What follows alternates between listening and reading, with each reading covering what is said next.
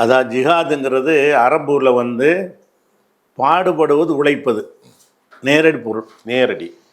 ஆமாம். அல்லாஹ்வுடைய பாதையில் பாடுபடுவதுன்ற சொல்ல சேர்க்கும் பொழுது போர் செய்வது, நீதிக்கு எதிராக போராட்டம் செய்வது, தட்டி கேட்கறது, இதெல்லாம் எடுத்துக்கொள்ளக்கூடியதாக மாறுறோம். அப்போ அல்லாஹ்வுடைய பாதையில் ஒன்று சேர்ப்பாங்க, ஜிஹாது ஃபீ சபீலில்லாஹ், இறைவன் பாதையில். இறைவன் பாதையில்ங்கிற வார்த்தையை சேர்க்கும்போது அதனுடைய அர்த்தம் மாறுது. சரி. சும்மா வியாபாரம் பண்ணுறாருன்னா அது கூட ஜிஹாது தான்.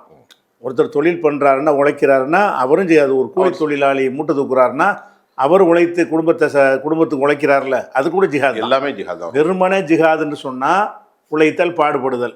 அல்லாவின் பாதையில் ஜிஹாதுன்னு சொன்னால் நீதியை நிலைநாட்டுவதற்காக, சத்தியத்திற்காக, சுய பாதுகாப்புக்காக செய்யக்கூடிய தற்காப்பு நடவடிக்கைகள் பூராவுமே ஜிஹாது என்பதில் வரும். இப்போ ஒரு சின்ன குறுக்கீடு.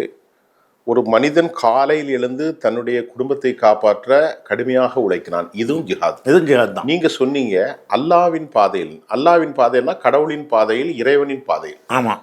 இறைவனின் பாதையில் ஜிஹாத் என்றால் என்ன? இப்ப ரெண்டு ஜிஹாத். நீங்க ஒருத்தர் உழைச்சி குடும்பத்தை கட்டுறாரு, நீங்க திருப்பி ரெண்டையுமே செப்பரேட் பண்ணி சொல்றீங்க. ஆமா ஆமா. இப்ப இறைவனின் பாதை என்றால் என்ன?